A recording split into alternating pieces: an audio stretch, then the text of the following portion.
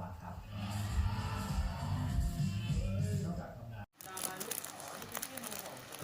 มาลุบูลามาลุโอ้บูโน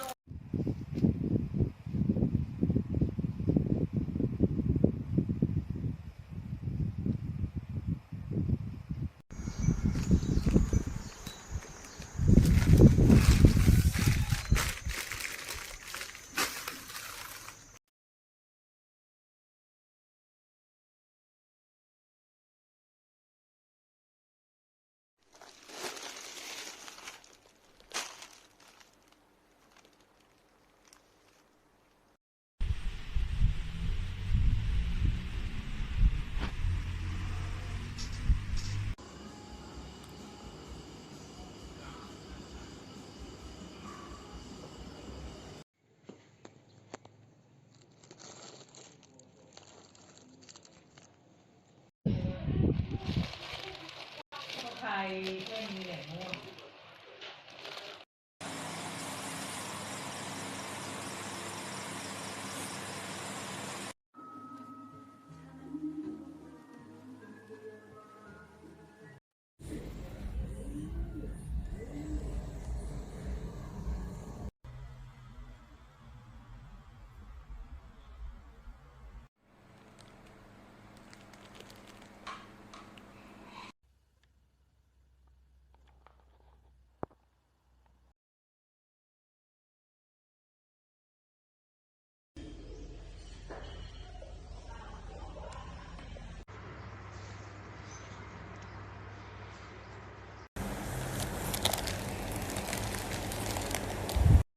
ที่พ่อจะซื้อแบบที่พ่อจะซื้อให้